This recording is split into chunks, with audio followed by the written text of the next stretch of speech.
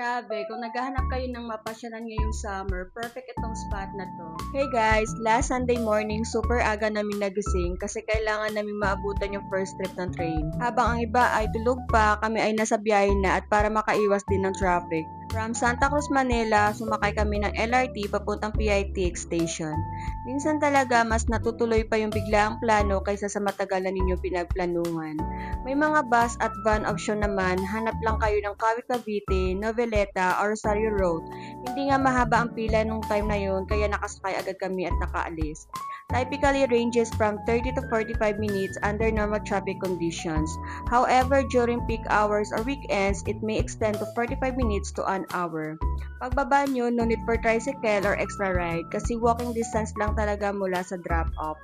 At para sa may mga sasakyan, huwag kayong mag-alala. Meron silang sariling parking area dito.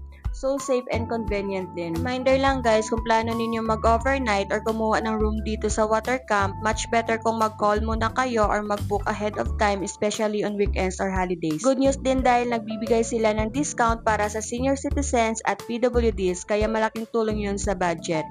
So after settling in, in-explore na agad namin lahat.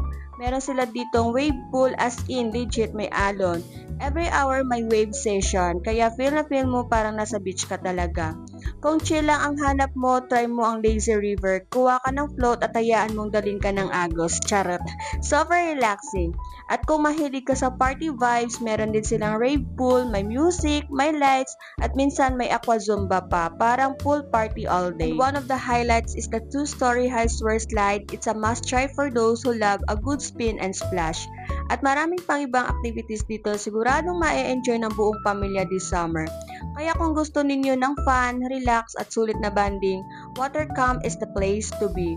All these activities are included in your entrance fee, no hidden charges, just pure fun all day long. Yung ambience sobrang chill lang, maraming puno kaya kahit tirik ang araw hindi masyadong mainit. The good thing also is pwede kayong magdala ng sariling baon ninyo. So if you're looking for a budget-friendly yet fun pasyalan, this might be it.